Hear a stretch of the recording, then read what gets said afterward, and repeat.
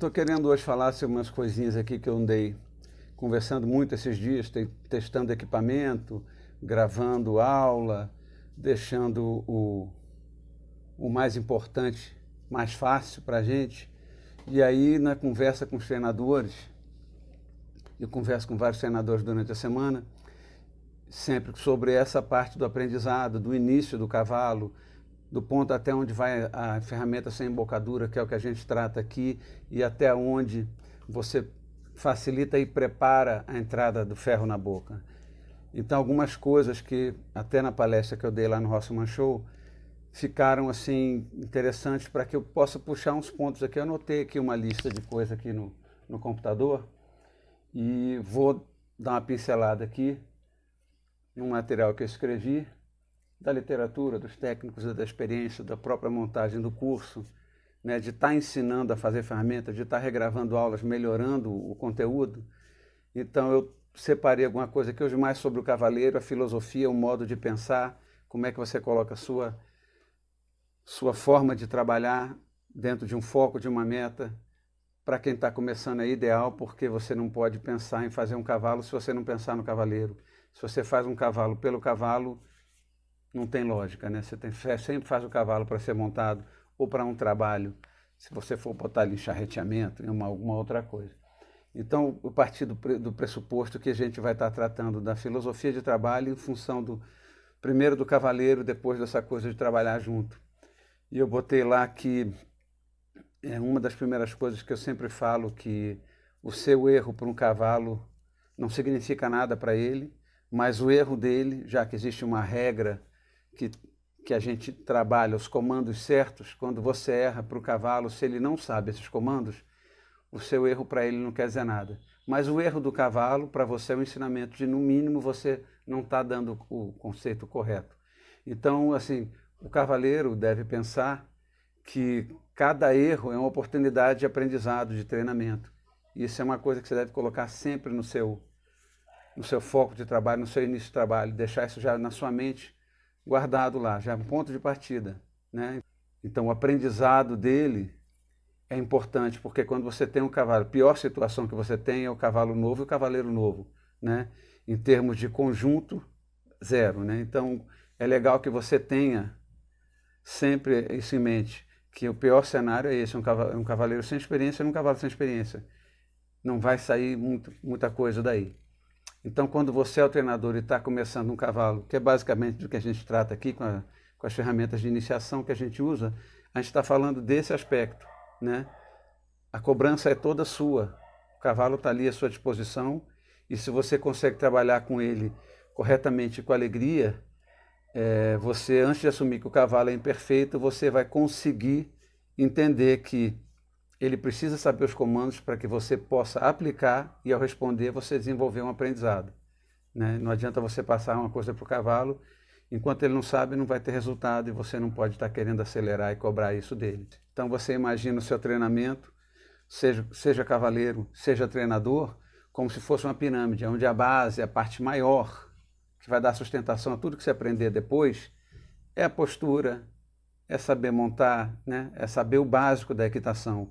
Não adianta você já querer entrar fazendo manobras e como cavaleiro ou como treinador você já tentar colocar o cavalo num nível mais alto se ele não teve a base ainda, né? De saber todos os comandos, de estar respondendo a todos os comandos, para que quando você introduza a gente costuma falar o vocabulário do cavalo. Quando ele conhece várias palavras, vire, pare, ceda, ande, recue, são palavras. Na hora que você pede para ele recuar e virar, já começa a virar uma frase. Ele precisa ter essas ferramentas todas, essas palavras todas, para que ele entenda o que você está falando, né? Pare, dê um spin, pare de novo, saia caminhando. Isso para o cavalo é um fraseado, é uma sentença. E se ele não conhece todos esses comandos, você não vai conseguir realmente se comunicar com ele. Que a comunicação é a junção dessas palavras todas que façam um sentido para o cavalo. Então o treino não é só você aplicar conhecimentos, é você aplicar conhecimento em função de que esses conhecimentos depois vão ser agregados e juntos para que você possa ter no cavalo um resultado de uma frase, de um comando mais complexo.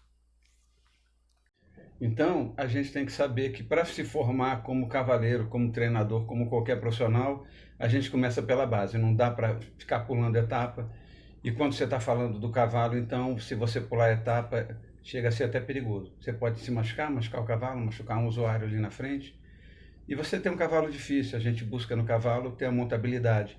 A gente precisa ter no cavalo um instrumento naquele momento, né? Não que o animal seja um instrumento, mas que ele seja um parceiro seu, que ele esteja junto com você e reagindo da forma que você espera, porque tudo que é inesperado no cavalo é muito complicado, né? O cavalo quer correr, quer dar coice, quer morder, então isso a gente prepara o cavalo para conviver com a gente da melhor forma possível.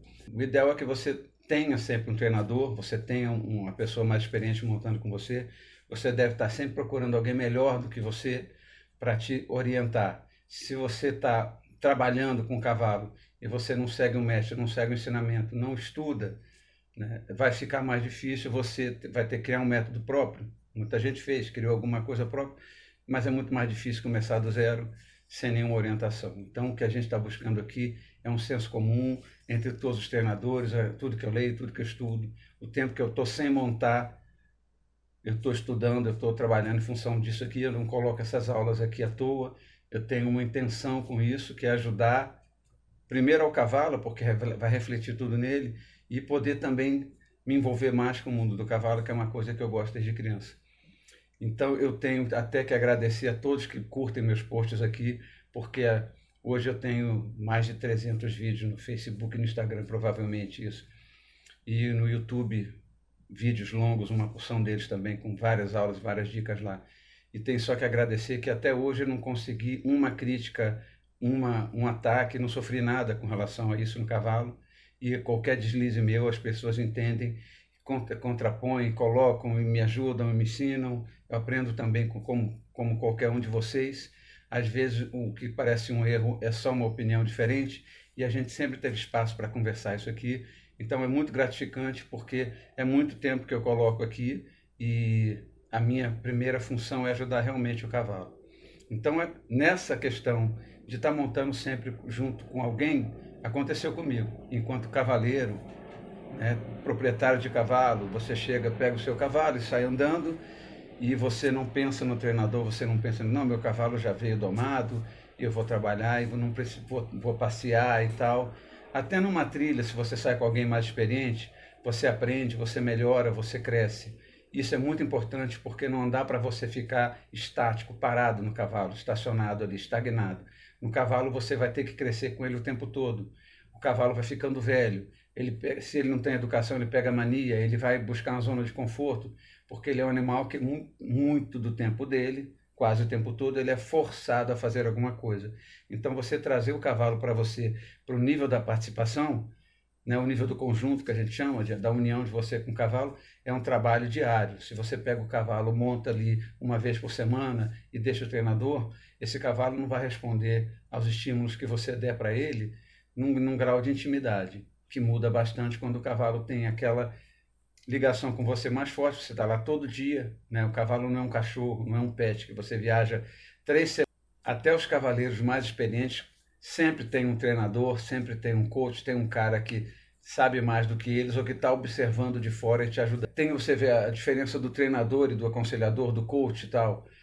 Então, quando você vai comparar essas duas coisas, você chega num nível, você parte para a competição, você não está treinando o cavalo, você está competindo. Por mais que você seja o treinador, fez o seu cavalo, você sempre está pegando a opinião de um outro treinador, de uma outra experiência, de um cara mais antigo. E às vezes até o treinador antigo encosta no cara novo, porque é o cara que está ligado na evolução, nas novidades, e sempre traz uma experiência, porque ele é mais ousado, ele já chegou com o mundo pronto e aprendeu em cima disso e pôde trazer alguma coisa a mais. Aí o treinador antigo, quando ele se aproxima do jovem também, ele aprende muita coisa para melhorar, para polir, e é reflexo, é o eco do que ele passou. Então quem está chegando agora está na base de quem veio primeiro, está seguindo a trilha de quem abriu esse caminho. Então é importante que a gente esteja ligado nisso, nessa questão. Quando você tem um técnico e um treinador, que são duas coisas diferentes, você tem um treinador que é o cara que vai ensinar você e o seu cavalo. É o cara que vai ensinar você os comandos, vai pegar o seu cavalo, vai montar o seu cavalo, vai afinar o seu cavalo, vai treinar o seu cavalo, para você poder trabalhar o que você aprendeu em cima dele e ele responder. O coach é aquele cara que vai trabalhar na união do seu cavalo com você, da sua forma de trabalhar, da sua forma de pensar, reparando como o cavalo responde, como vocês funcionam junto. Então, são duas coisas diferentes que estão ali no mesmo mercado, que estão no mesmo espaço, que se você não for o coach, for o treinador, e o seu cavaleiro virar um atleta, ele, o cavalo, você entregou, o cara foi para frente, lá na frente ele vai ter um cara específico daquela prova, que é mais experiente, que vai ser o orientador dele, que vai ser o coach. Não é tão frequente no Brasil, acredito. Vi poucas vezes. Mas a gente sempre tem essa figura informalmente no Brasil, que é o técnico mais velho, que é o atleta mais velho, dando assistência para o cara que está ali no mais novo, quando está introduzindo ele numa fase de crescimento, subindo nessa pirâmide.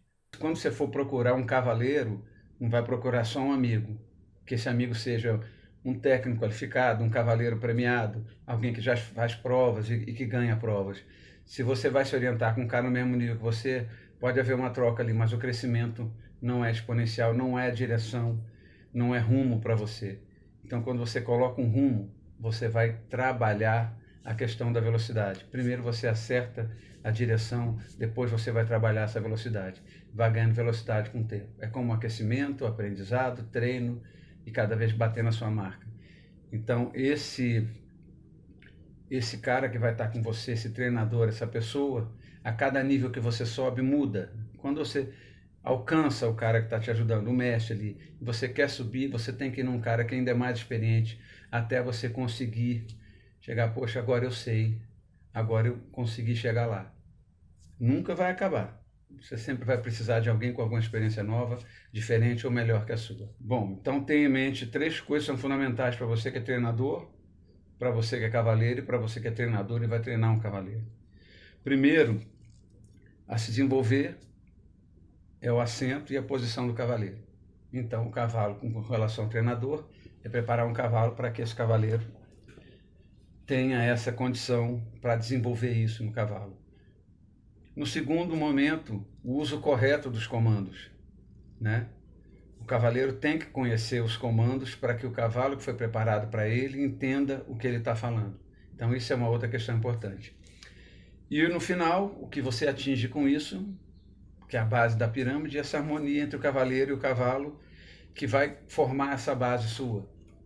Conhecer os movimentos do cavalo, essa equitação básica, a posição no cavalo, se comunicar com ele para que possa ser introduzido, então, no vocabulário seu e do cavalo, essas outras palavras que são manobras, rendimento, performance. Tá? Então, queria agradecer a todo mundo aí que assistiu essa palestra aí, esse papo aí. Por favor, divulga o nosso trabalho aí. Estou precisando muito do compartilhamento para que as pessoas, eu encontre mais pessoas que tenham esse perfil do que eu estou falando aqui que interesse, né? Tem muita gente de vários perfis aqui, gente que só é proprietário, gente que quer aprender a fazer cabresto, gente que quer aprender a usar, né? Já que eu estou trazendo o cabresto e estou trazendo também os caras que vão ensinar como usar o cabresto. Eu vou estar ensinando como utilizar, para que serve a ferramenta, e ainda tem o auxílio dos treinadores que vão mostrar na prática a ferramenta em uso para que você possa estar preparado para pegar um curso desses grandes treinadores e você não chegar lá completamente cru, sem experiência nenhuma, e paga num curso caro e não pode aproveitar porque não conhece muita coisa do que vai ser dita lá. Você acha que já tem alguma experiência, mas no fundo você chega lá, o cara tem tanta experiência que você, por não ter a base, você acaba perdendo uma coisa que poderia estar acrescentando mais para você. Então, a base da pirâmide é conhecimento, a direção para que você ganhe experiência e velocidade. Então, isso é importante. Compartilha, por favor. Se você está vendo isso no YouTube, clica no joinha, compartilha, se inscreve nos outros canais, Facebook, LinkedIn, Twitter, Instagram. Até no Pinterest eu estou publicando para que isso chegue em bastante pessoas. Como tem a coisa de fazer a ferramenta, eu estou também colocando no Pinterest, porque lá tem muita gente que está afim de fazer com a mão as coisas. Isso é legal. Como eu não tenho muito contato nas conversas dos meus posts, o pessoal me acha mais pelo direct e no YouTube. No Instagram, por exemplo, as pessoas perguntam um pouco ali. Acho que é uma característica desse grupo que me segue aí. mas no direct tenho muita pergunta e tal. Então, quem quiser pode entrar lá, perguntar, ver o que está faltando aqui, o que precisa trazer mais.